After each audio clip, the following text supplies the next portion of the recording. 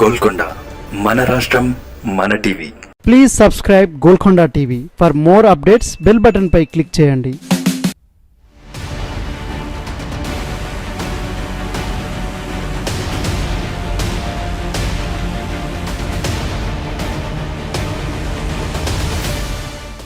పదేళ్ల తర్వాత అధికారంలోకి రావడంతో కాంగ్రెస్ నాయకులు నామినేటెడ్ పదవుల కోసం కూడా ఆశగా ఎదురు చూస్తున్నారు. మరోవైపు ఆలస్యం చేయకుండా నామినేటెడ్ పోస్టులు భర్తీ చేస్తామని ప్రభుత్వం చెబుతోంది. తెలంగాణలో 10 ఏళ్ల తర్వాత అధికారంలోకి వచ్చిన కాంగ్రెస్ పార్టీ పాలనలో దూకుడు ప్రదర్శిస్తోంది. ఎన్నికల సమయంలో ఇచ్చిన హామీల అమలుపై దృష్టి పెట్టింది. ఆరోగ్యశ్రీ పరిమితి పెంపు, ఆర్టీసీ బస్సుల్లో మహిళలకు ఉచిత ప్రయాణం కల్పిస్తున్నారు. మహిళలకు 2,500 రూపాయల సాయం, రైతు భరోసా పెంపు, పింఛన్ల పెంపు, 500 రూపాయల సిలిండర్, 200 రూపాయల ఉచిత విద్యుత్ అమలుకు ప్రజల నుంచి దరఖాస్తులు స్వీకరిస్తోంది. రేషన్ కార్డుల జారీకి కూడా చర్యలు చేపడుతోంది. మరోవైపు గత ప్రభుత్వ వైఫల్యాలను కూడా ప్రభుత్వం ఎండగడుతోంది. విద్యుత్, ఆర్థిక రంగాలపై ఇప్పటికే శ్వేతపత్రాలు విడుదల చేసింది.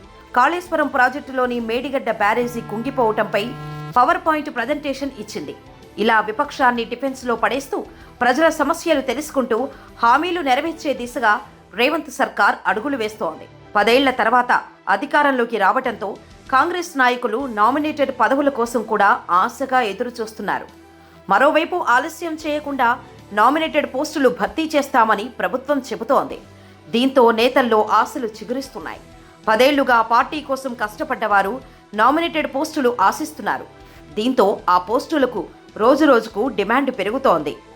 నామినేటెడ్ పోస్టుల కోసం పలువురు నేతలు రాష్ట్ర పెద్దలతో పాటు ఏఐసీసీ నేతలను ప్రసన్నం చేసుకునే పనిలో పడ్డారు. అయితే సీఎం రేవంత్ మాత్రం పైరవీలు పనిచేయవని చెబుతున్నారు. పార్టీ కోసం ఎవరు పనిచేశారో తన దగ్గర లెక్క ఉందని, పనిచేసిన వారికి పదవులు వస్తాయని అంటున్నారు. దీంతో రేవంత్కు నామినేటెడ్ పరీక్ష ఎదురు కానుంది. కాంగ్రెస్లో దాదాపు 100 మందికి పైగా నేతలు కార్పొరేషన్ చైర్మన్ పదవుల కోసం ఎదురు చూస్తున్నారు. జనవరి 3న కాంగ్రెస్ పార్టీ విస్తృత స్థాయి సమావేశం జరగనుంది. ఈ సమావేశం తర్వాత పదవుల ప్రకటన ఉంటుందని పెద్దలు చెబుతున్నారు. పార్టీ ముఖ్యమైన నేతలు అంతా కూడా నామినేటెడ్ పోస్టులపై ఫోకస్ పెట్టారు. సంక్రాంతి లోపే చాలా మందికి తీపి కబురు అందుతుందని తెలుస్తోంది. ఎమ్మెల్యే స్థాయిలో పవర్ ఉన్న నామినేటెడ్ పోస్టులు 30 వరకు ఉంటాయి. వాటి కోసం ఎక్కువ డిమాండ్ వినిపిస్తోంది. Youth Congress, NSUI, ST cell, SC cell, రైతు విభాగం ఇలా ఏ విభాగానికి టికెట్లు దక్కలేదు. వారికి నామినేటెడ్ పదవుల్లో ప్రాధాన్యం ఇచ్చే అవకాశం ఉంది. ఎన్నికలకు ముందు పార్టీలో చేరిన వారికన్నా 10 ఏళ్లుగా కాంగ్రెస్లో పనిచేసిన వారికే ప్రాధాన్యం ఇస్తారన్న ప్రచారం జరుగుతోంది.